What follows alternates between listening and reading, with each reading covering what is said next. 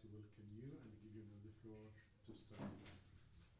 Good morning. Thank you so very much. Thank you very much to Akanu for hosting this media briefing this morning with Physicians for Human Rights.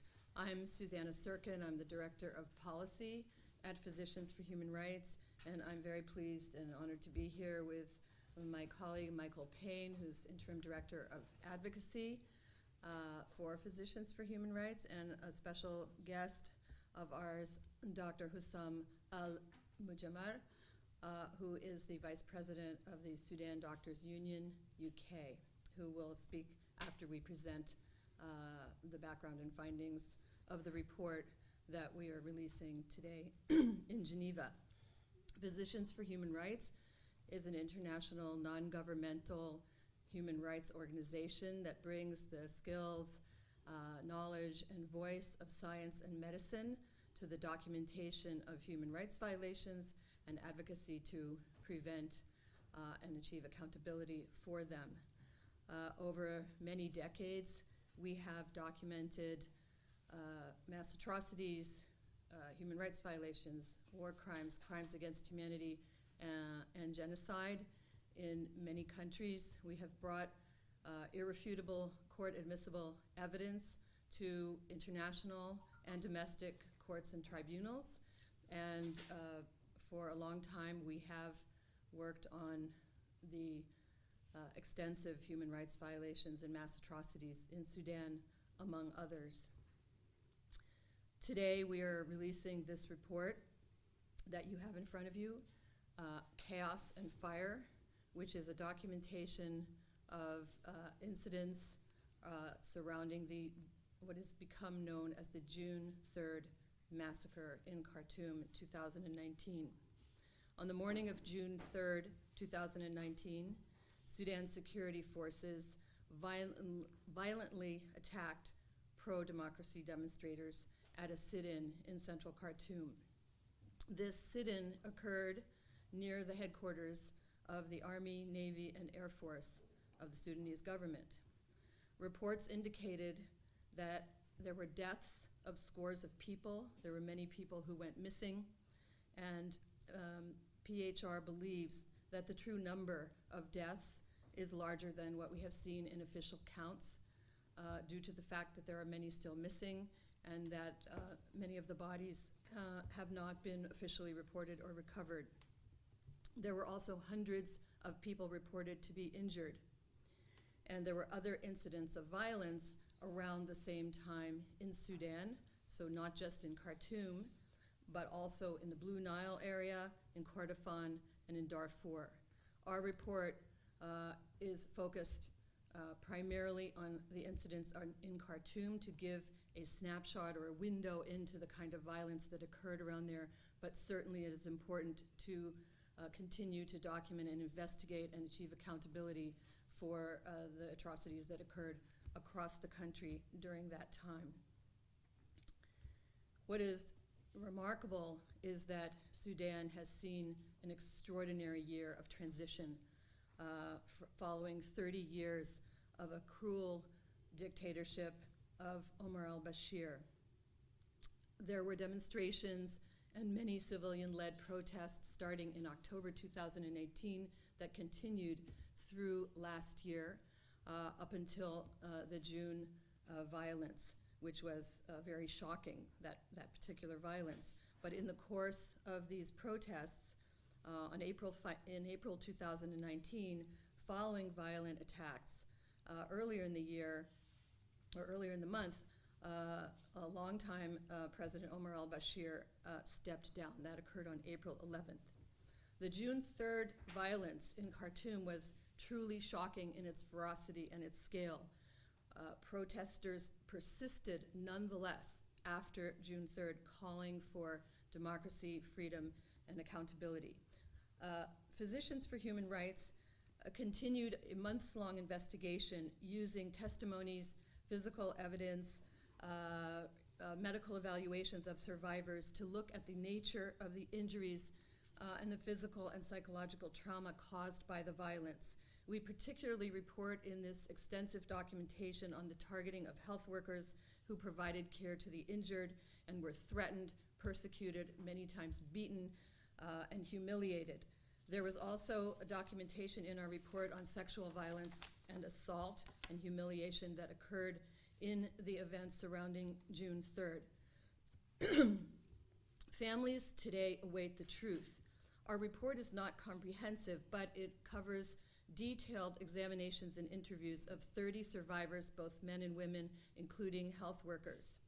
Our report found also that large numbers of security forces of the government of Sudan appeared to have conducted a pre-planned attack.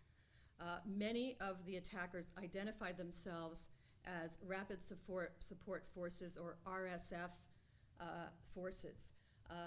And many also apparently were members of the rather notorious group of militias from the Rizigat tribe in Darfur, which is known to have had members involved in the Darfur genocide and were known as members of the notorious Janjaweed militia. Forces used weapons, violent use of an extensive use of tear gas, whips, batons, sticks, pipes, and live firearms, Kalashnikov rifles, to attack the demonstrators. One observer and witness in our report says there were so many forces who arrived on the scene of the sit-in that they looked like ants. There were people who were demonstrating peacefully who were burned and cut with knives. There was extensive interference, which is documented extensively in our report, of interference with medical care. Forces blocked access to hospitals. And we have many accounts in the report, detailed accounts of the kinds of injuries that were sustained. One man suffered from a brain injury, from a bullet wound behind the left ear to his head. He suffers currently from seizures. He's severely traumatized, and he could no longer communicate after this attack. Another case, a case of Adam. These are not their real names in our report for security protection reasons and for our medical obligation to do no harm to anyone who we interview and examine. One protester suffered permanent vision loss in one eye. He was surrounded and beaten. His full name, Adam? We do not. Adam, no. Yes, it's just known as Adam in our report. You'll see it in the report, known as Adam. We did not use real names to protect the identities of the witnesses that we evaluated. And these evaluations were done on the ground in Sudan by clinicians who were specially trained and used international standards to evaluate and document the injuries. But this man, Adam, also had both right and left hands broken and suffered, we examined the scars that are, you'll see in the report, as well as x-rays that show the blunt trauma consistent with his testimony. I just want to say one thing before I turn this over to my colleague Michael to talk about our recommendations about the specific way in which doctors have been targeted and harassed, intimidated with threats of violence and actual violence. One doctor who was captured while hiding on the roof of the University of Khartoum Hospital was yelled at by the soldiers saying, "Oh, so you're a doctor. You're the reason for this chaos and mess. You're the reason why we kill people." A first aid worker also said that soldiers used a pocket knife to reopen a healed surgical scar on his body and then put a lighted cigarette into the bleeding unopened or opened wound. There are many similar stories and accounts that have been verified by clinicians who did this extensive documentation in the report. But also soldiers broke into clinics and hospitals, often beating down doors, forcibly removing patients, forcing doctors to treat other patients outside of the normal medical triage process. Doctors reported hearing people screaming for their lives in the hospital. Emergency services were shut down. This has also been verified and reported by the World Health Organization and so forth. So the extensive targeting of doctors is a particularly egregious feature of this violence that occurred on June 3rd. The sexual violence that we documented is also not extensive due to the incredible shame and stigma and fear surrounding this, but men were groped by soldiers on their genitals. Women had their clothes ripped from them, often in front of many others, and we have also eyewitnesses to a gang rape. As you can see, the egregiousness, the severity, the scope and scale of what happened on June 3rd that appears to have been pre-planned is alarming. And even though there have been many other violations that need to be documented, investigated, and accounted for, we at Physicians for Human Rights and many others are concerned that unless these atrocities are dealt with, it will be very difficult to achieve future peace, respect for human rights, stability, and forward movement in what has been an incredible transformative year for human rights and return to civilian rule in Sudan. I will now introduce my colleague Michael Payne, who will talk about our immediate recommendations and what is being done already in Sudan.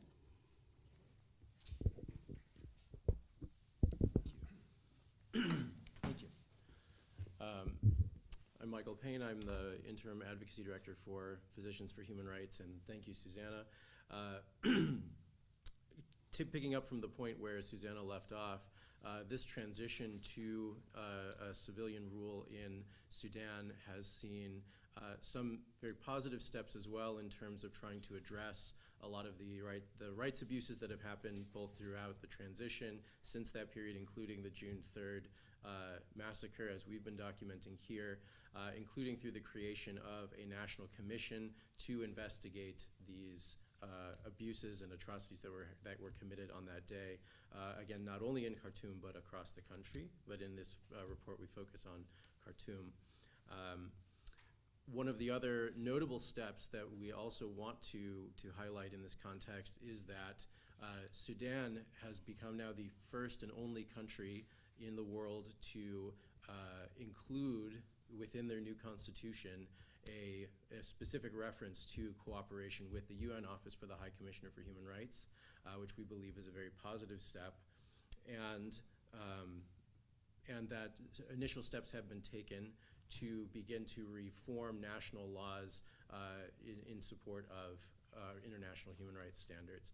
But we certainly recommend that this process is further continued as Sudan moves forward to further empower the Commission to continue its work, as well as to enshrine further cooperation with the Office of the High Commissioner for Human Rights, as well as other international bodies and mechanisms, as well as we further, in line with those recommendations, also recommend that Sudan finally adopt the Convention Against Torture, which is as Susanna was mentioning, not just in sort of the crackdown on the day, but there was also a wide use of torture throughout this process.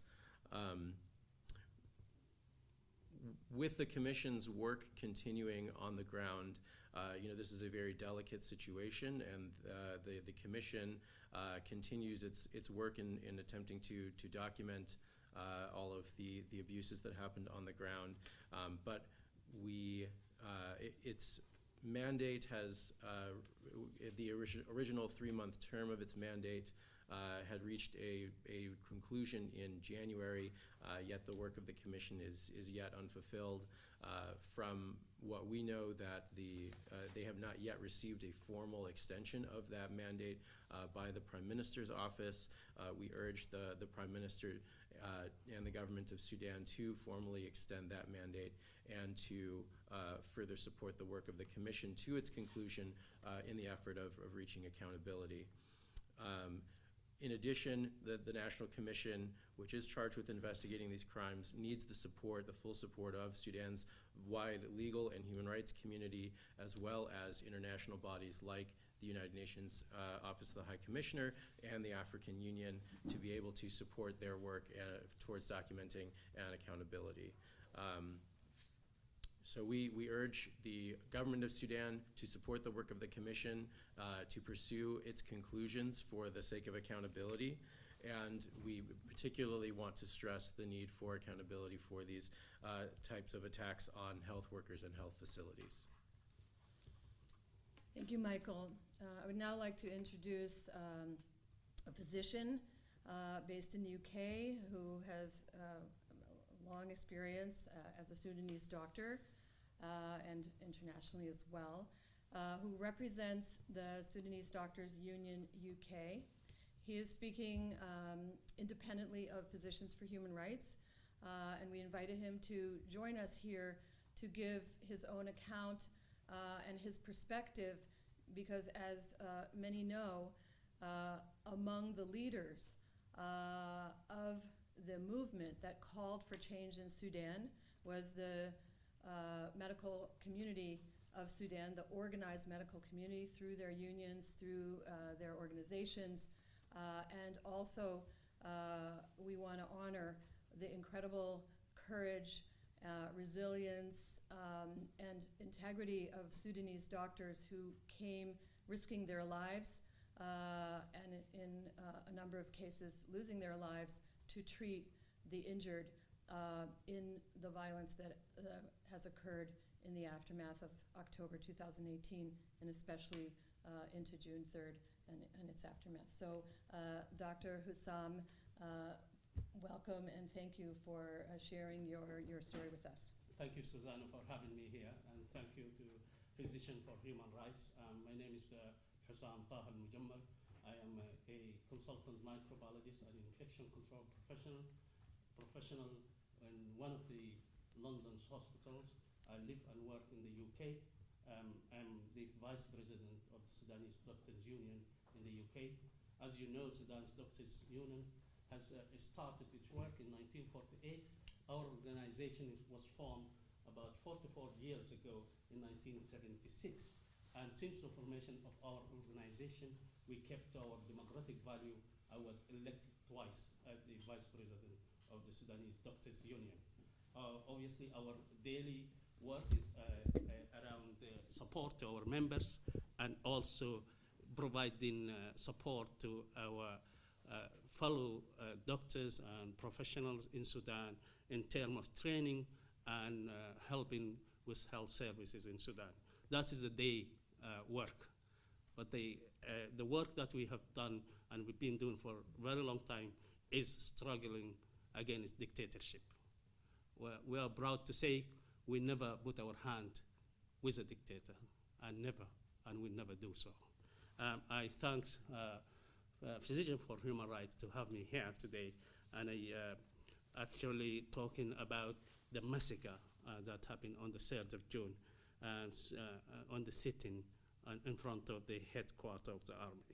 Obviously, bringing this very close to my heart, because if you imagine yourself, you're living in the UK and you're getting phone calls about your family, your friends sitting in the on this sitting, and you get the phone call saying there's shooting there. Really, that brings it back to your heart, and you say, okay, there's something wrong here. I need to do something about it. So my own nephew was in the sitting, and he was injured, managed to escape home, but we couldn't get him medical supply because they were prevented from getting to hospital. Even the pharmacy ran out of supplies. And we kept providing support to our friend in Sudan, the medical establishment, when they were attacked, detained, tortured, raped, killed, martyred, and prevented from doing their jobs and meeting their duties, which are a part and parcel of medical ethics. Human rights is actually part of our medical ethics. We were for human rights, and I'm glad to see Physicians for Human Rights supporting this investigation in Sudan. Obviously, this will go a long way in terms of advocacy for justice in Sudan, and we commend the report here because of the methodology used. It's a medical methodology, verified scientifically, and kept to the ethics, as you have asked about the name. you cannot tell names, a real name, because this is confidentiality of the patients. So I think they kept the highest standards of medical ethics, the highest standard of scientific methodology, and I think this should help on the transitional justice, where this report should be taken seriously. Logistics should be provided to the National Committee, and I think the National Committee should not stop there. They should ask for support from, I know the Constitution says they should ask support from the African Union, but if there is available international support that can provide scientific backup and methodology, then they should be welcomed. Thank you very much for having me, and thank you for listening to me. Thank you very much, Husam. I just wanted to note also that we're releasing this report here in Geneva partly because the Human Rights Council is convening this week. We had planned to, of course, present this to diplomats and representatives and NGOs at the council, but of course that event was canceled due to COVID-19 situation. So again, I want to thank Akanu for giving us this space to share this with you and hopefully with many others as we share it widely. But we also want to say that we release this report to the public. We have shared it and will continue to share it directly with Sudanese officials, including the head of the commission to investigate the June 3rd massacre, in the hopes that this information that we have collected, which is not comprehensive, will be an encouragement to the government and to the commission itself, as well as to the people who have survived these incidents, to continue in a peaceful way and with strong methodology, technical and financial support, to really share with the people of Sudan and the world what happened, and to achieve various measures of accountability, including reparation for the survivors, medical care. But as important as anything, as we at Physicians for Human Rights have seen over decades, is a public acknowledgement of what happened. That and other forms of justice. But first, to tell the truth, to make that truth transparent, and to acknowledge it, is what the people of Sudan, and especially the families of those who died and the survivors themselves, is absolutely essential in order to move forward for peace and justice. So thank you. I welcome any questions any of us do that you may have. Please introduce yourself. Yeah, Laurent Siro, Swiss News Agency. I'd like to clarify that new figure that you have, these 241 dead. Because I see in the footnote that apparently dates back from August already, and that would be compiled by legal practitioners, or is it your figure? Can you tell me more about that? Yes, if you look in the report, we have a number of death count reports, and we include in our report the figures that were publicly acknowledged by the government, which is lower than that number, as well as information that we could gather independently from other lists, as well as morgue data. And the highest number, we say in our report that it could be as many as 241, because this lawyers organization based in the UK put out a report with actual individual names of 241 believed killed. We at Physicians for Human Rights have not verified that number or any of the others. We've given the range, and we've given our sources very clearly in the report. And what all of this indicates is that nobody really knows how many people were victims of killings or deaths due to other violence subsequently that are surrounding the June 3rd incidents. And so part of the job of the commission and of the government is to investigate, document, and account for each and every dead person or missing person, because they're still missing. And as we understand, there are still bodies that are turning up. So all of this goes to say there must be an investigation and accounting, And obviously also families need to know what happened to their loved ones, and ideally bodies should be returned and able to have appropriate burial. And out of these names, how many doctors? The names. I don't know that information.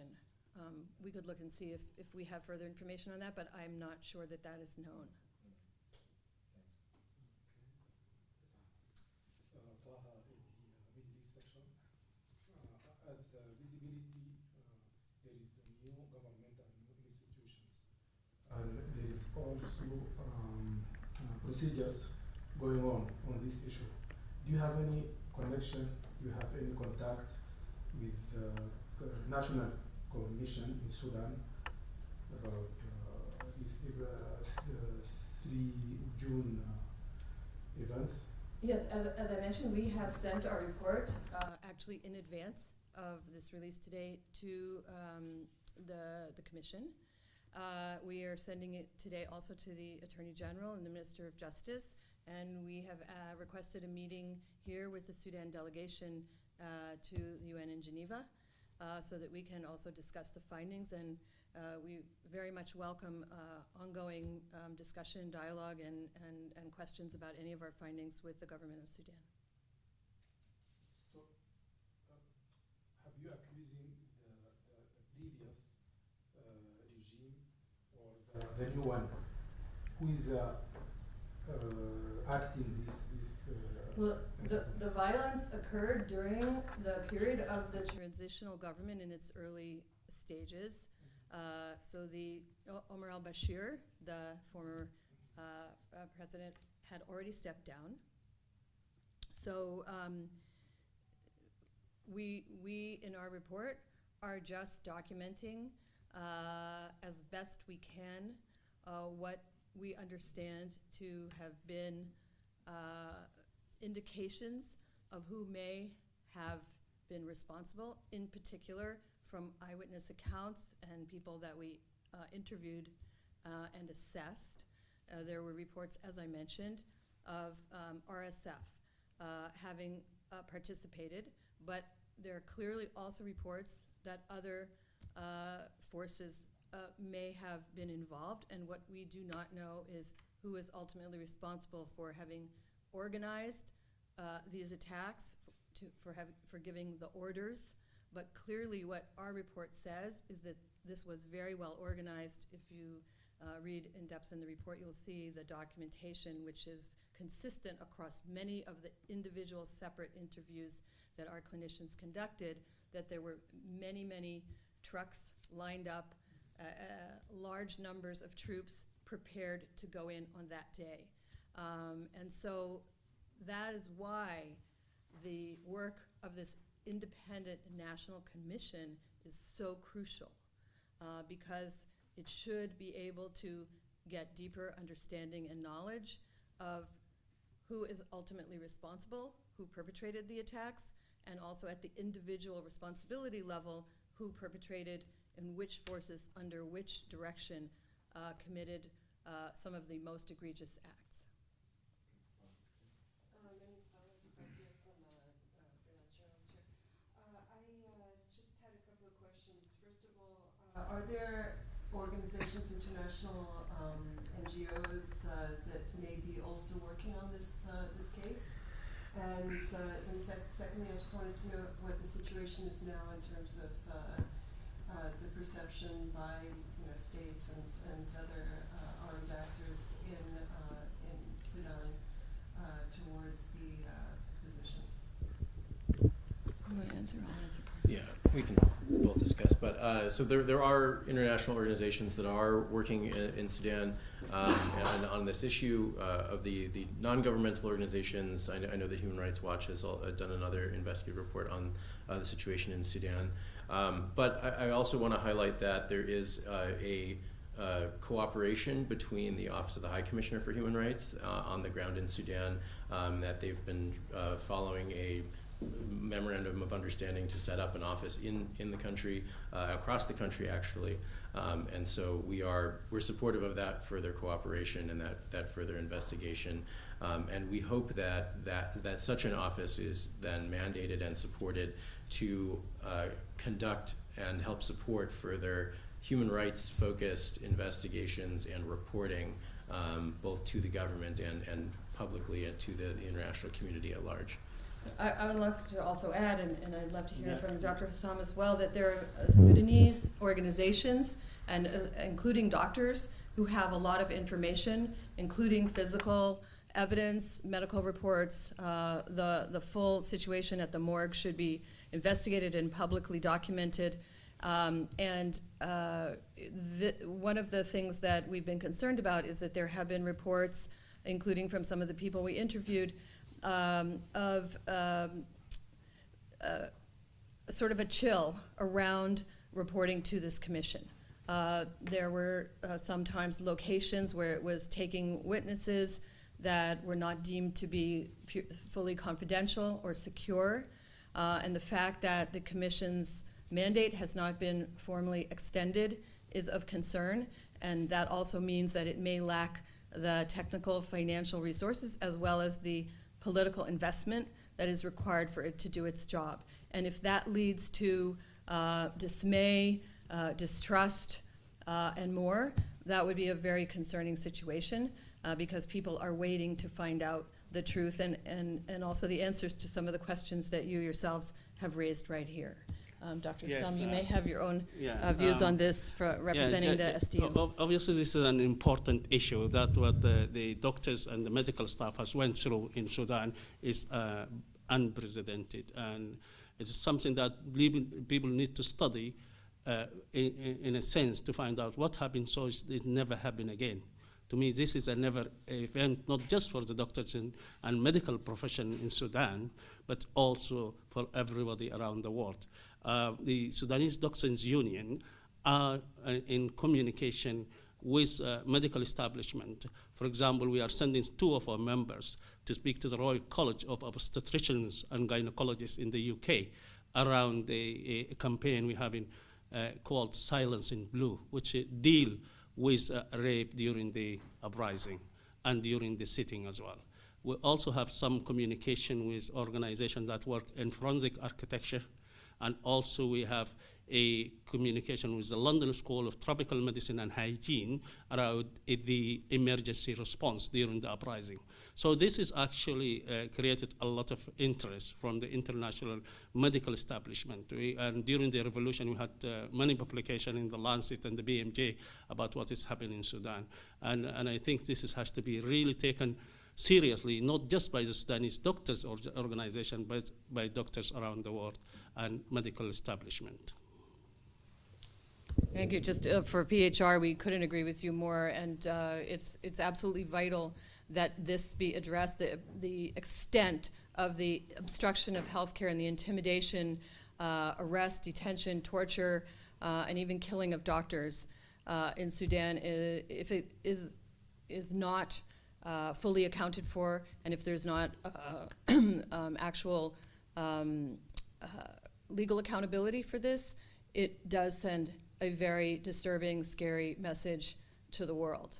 And Physicians for Human Rights has long engaged in documenting and working to prevent attacks on health facilities in times of conflict, in times of civil unrest, and in peacetime. And this Sudan case is one of the most alarming ones we've seen outside of a full-out war.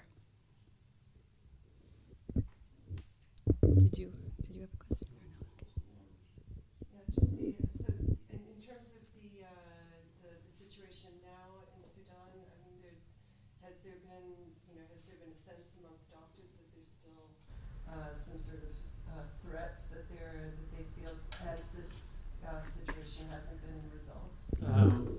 I think the threat is always there, and as you know, it's a better situation that we are in now, but anything can happen. And I think, we need to prepare ourselves for all eventualities and make sure that we protect our medical and healthcare staff. I mean, this is a moment of incredible opportunity for Sudan, with a new constitution, with this really quite remarkable transitional government environment. But unless the reforms that have been promised start to be seen, we could see a dangerous return to civil unrest, to human rights violations, and that's why the accountability for this particular incident, among the others, is so important. So you demand Human Rights Council and High Commissioner for Human Rights to set up an international commission of inquiry. That means you don't believe in a national commission in Sudan. It's not.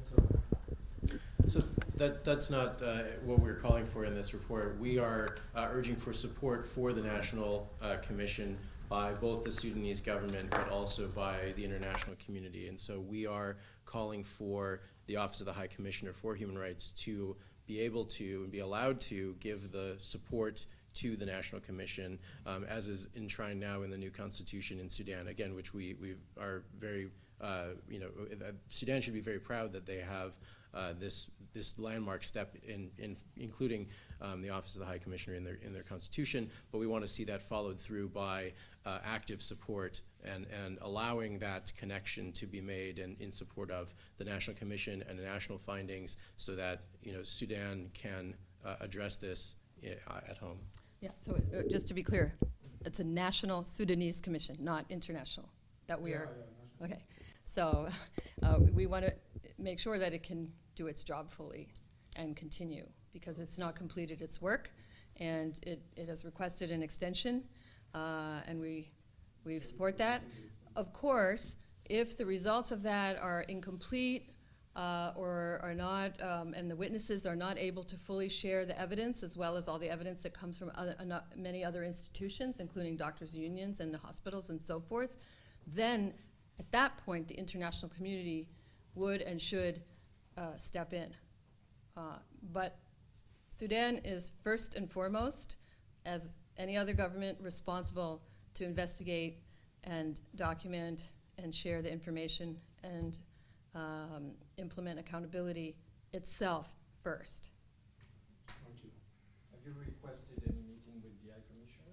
Have you got any response? For human rights? Yeah. So we've been discussing with the Office of the High Commissioner and their staff on a working level, who are more involved in the mission in Sudan. We haven't yet, on this topic, we have not yet met with the High Commissioner to discuss this further. But we will certainly share it with the Office of the High Commissioner. And there's no reason why we wouldn't request a meeting, but the High Commissioner has already spoken out quite clearly on these issues.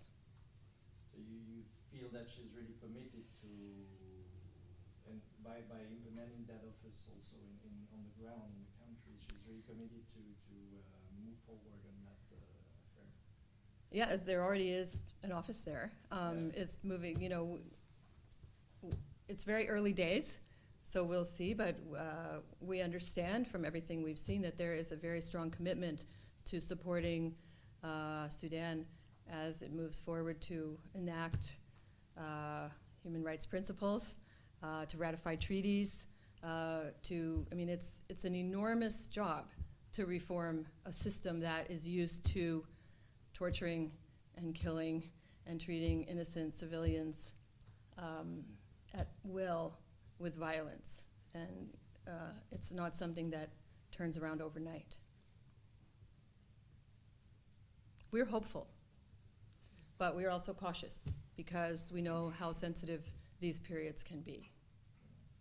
And with African Union, you have any contact also to raise? We are sharing the report with the African Union as well, and we will engage as best we can, and we have recommendations in the report for the AU. Do you have an office in Africa? No. Oh, well, actually, we do have an office in Africa. We have an office in Nairobi, and its focus is on sexual violence in conflict zones. But our advocacy office is headquartered in the US, and we come to Geneva, and we're present in New York at the UN frequently. We're not a huge organization, so we're not everywhere, but as we're doing more things now virtually in this world, we hope to have a deep engagement with all of the relevant governments who have the ability to influence the situation in Sudan as well as to monitor it. You have a representative in Sudan? No, not at this time. However, we have, as you'll see in this report, if you look at the methodology, a great many Sudanese health professionals have shared their information with us, and we have had many of these interviews conducted by Sudanese clinicians on the ground. But we would be very interested in the future to travel there and discuss our findings with the government if we're invited to do so, or if they respond to a request. So thank you very much. Thank you again, Akanu, really for hosting us. We greatly appreciate it. Thank you, Dr. Husam. We wish you well as you continue your important work. And thank you for being here with us, for traveling from London to Geneva Thank you. during this week. And thank you all.